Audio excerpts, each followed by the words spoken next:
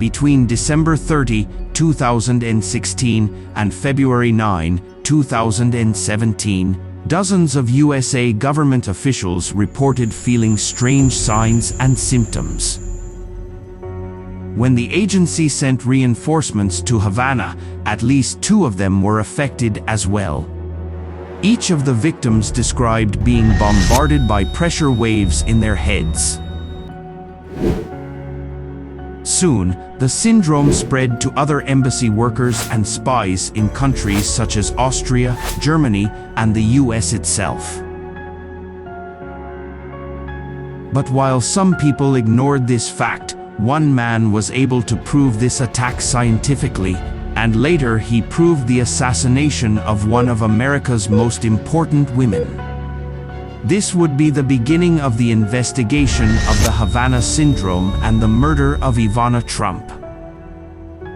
In the chain of events, Igor Zijan discovers repetitive happening on the 14th of July each year.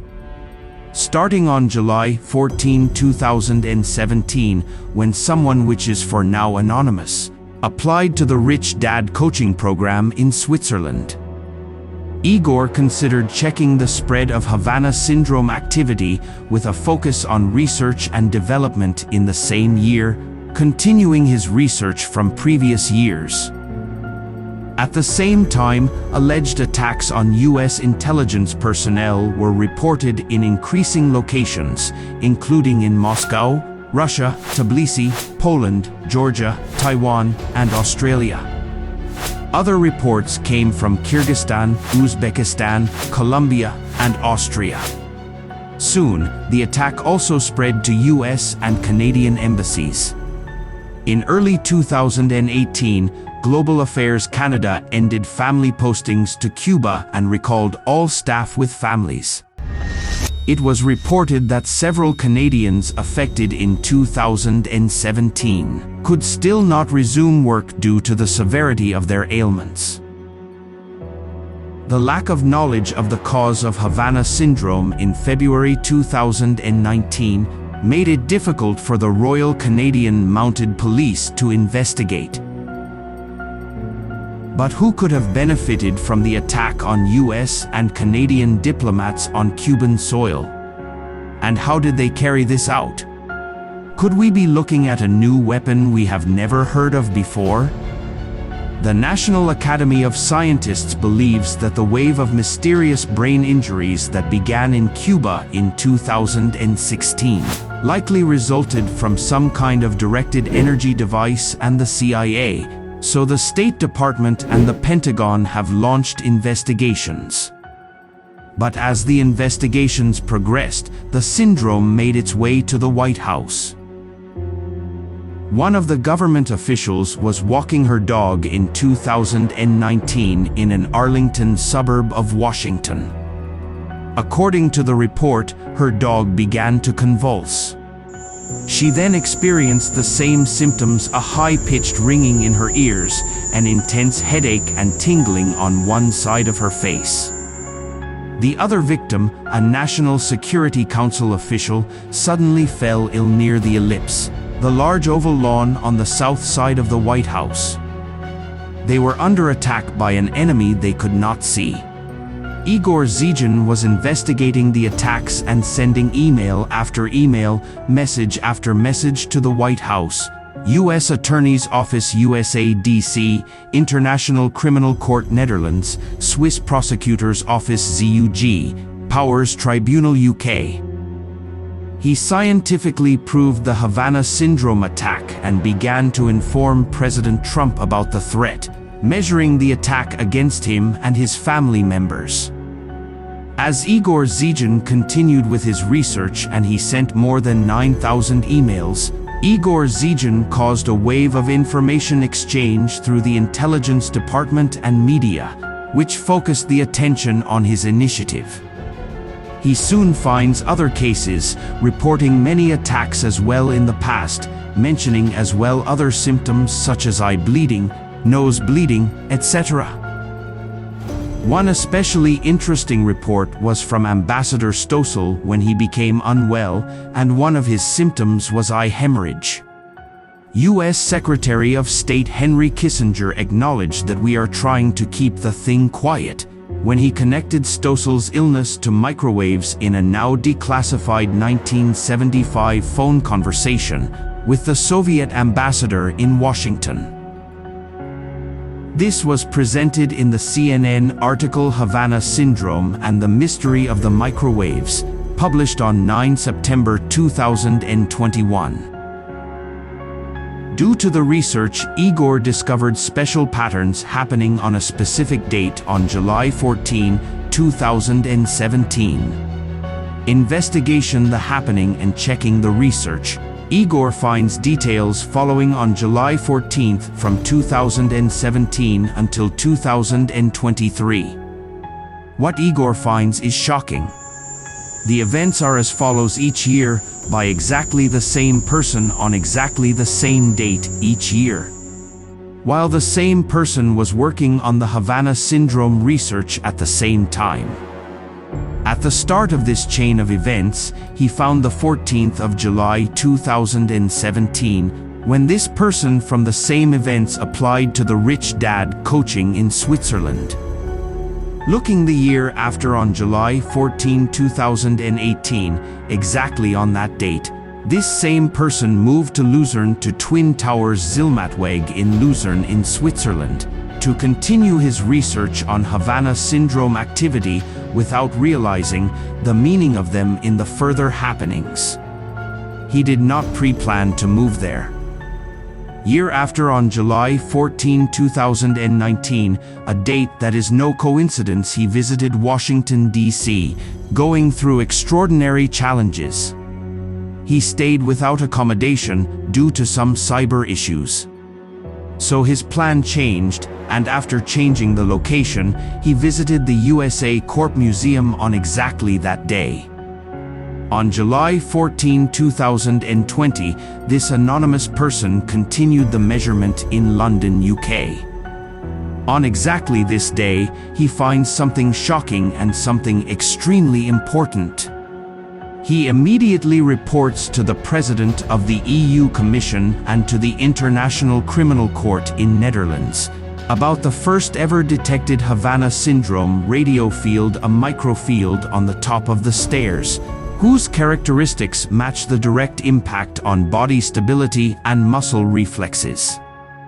The attack was the first time measured on the stairs. In this way, muscle reflexes were overwritten and disturbed by radio field signals coming from the satellite and wireless environment. An attack like this would mean only one thing: this was an attempt of murder. When muscles lose a reflex and sensation on the top of the stairs, this means only one thing. This means falling down the stairs and almost certainly breaking your neck or seriously damaging yourself. The attack was so deathful that its difference was strongly marked. On this same July 14, 2020 at 9:43:15 a.m., the same person made a picture of the stairs where the measurement was made.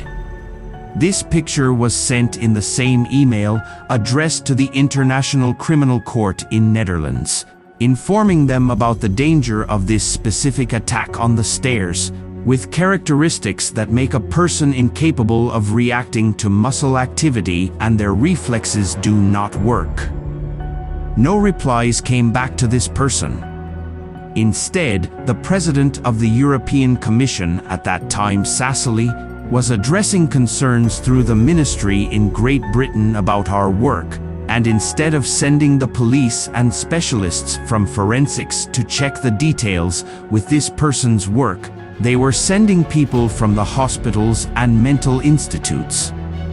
When it was explained to them he was working on research, they did not react particularly.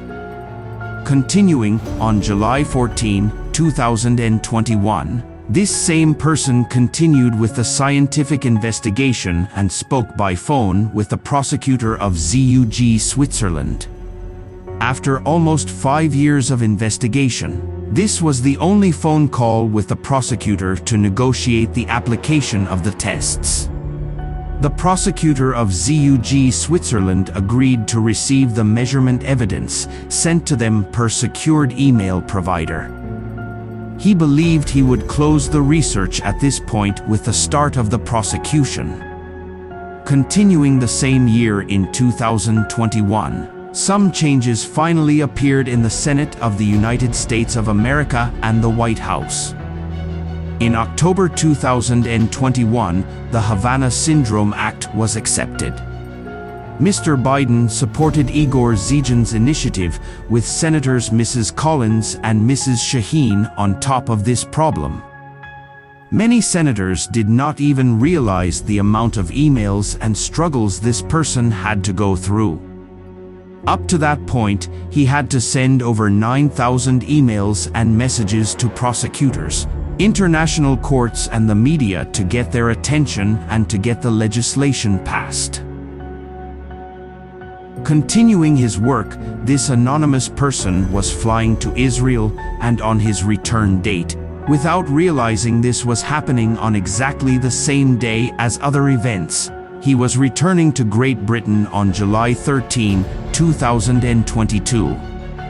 On this evening his flight was delayed, and it was delayed seriously long. Unfortunately, the flight was rescheduled to a different platform, and he did not notice this on the screen in the Israel airport, in the hallway of the previous scheduled flight. He missed the plane on the late night of July 13. It was almost midnight when he arrived at the gates, and he was late. Gates closed few minutes before, and he missed the flight. He was waiting at the airport to find another flight, but due to some other technical problems, this was postponed to 4 days of waiting at the airport. On that morning of July 14, Ivana Trump was declared dead after falling down the stairs. He heard the news several days later, and he immediately started informing family Trump again and again. He can prove she was murdered. He was connecting this to the measurement on the stairs and some other findings, without realizing in that moment the chain of events on this specific date. He did not realize the chain of events happening on this exact date, July 14, 2017-2023. He continued sending messages to family Trump, as he was convinced already then the data and scientific measurements he made due to his research are proving Ivana Trump was murdered. He was relying on those. A big surprise he achieved when, due to his further research and further application to the prosecution office in ZUG Switzerland, he found something amazing. He discovered the chain of events on this specific date, on the 14th of July, happening each year from 2017 until today. The question on every American's mind is, was it an accident? From the start of the research and development in 2016-2017 until today, October 2023, more than 12,000 emails and messages were sent worldwide to enforce law and prosecution only by one man. He was working hard for justice and life quality for all of the Americans, Swiss Europe and everyone else, not excluding one single country. He proved Havana Syndrome activities, and he brought a law to enforcement now protecting more than 330 million people in the United States of America, including CIA, NSA, and other government employees. Now he proved as well that programming is part of our lives, which is still based on a simulation of mental diagnoses. Evidence that you see from the chain of events is not made up. Those are real documents, assuring those events did happen and without pre-planned events.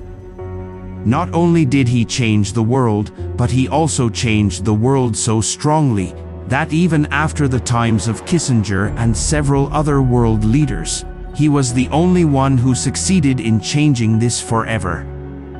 There is no more analog technology staying between us, and we must start realizing we do live in the digital world.